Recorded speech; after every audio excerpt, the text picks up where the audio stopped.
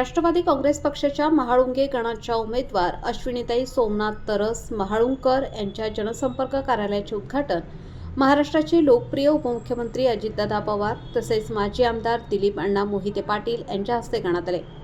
या प्रसंगी बोलताना उपमुख्यमंत्री अजितदादा पवार यांनी महाळुंगे गणाच्या सर्वांगीण विकासासाठी सक्षम, कार्यक्षम आणि जनतेच्या प्रश्नांशी नाळ जुळलेली नेतृत्वाची गरज आहे। अश्विनीताई तरस या सर्वसामान्यांच्या सुखदुःखात सहभागी होत सातत्याने काम करत आहेत। त्यांना जनतेने भरभरून पाठिंबा द्यावा असे आवाहन केले। महिलांना राजकारणात अधिक संधी मिळाल्यास विकासाला नवी दिशा मिळते असेही त्यांनी नमूद केले।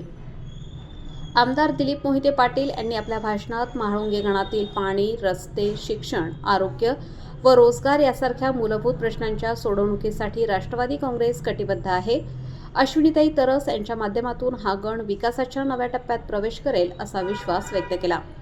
जनसंपर्क कार्यालयाच्या उद्घाटनामुळे महाळुंगे गणातील प्रचाराला अधिक गती मिळणार असून या कार्यालयातून नागरिकांच्या समस्या ऐकून घेऊन तातडीने पाठपुरावा केला जाणार आहे।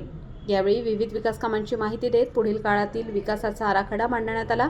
कार्यक्रमास राष्ट्रवादी काँग्रेस पक्षाचे पदाधिकारी, आजी माजी लोकप्रतिनिधी, सहकारी संस्था प्रतिनिधी, महिला कार्यकर्त्या, युवक कार्यकर्ते तसेच महाळुंगे गणातील नागरिक मोठ्या संख्येने उपस्थित होते। उपस्थितांनी अश्विनीताई तरस महाळुंकर यांच्या विजयाचा निर्धार व्यक्त करत एकजुटीने काम करण्याचा संकल्प केला।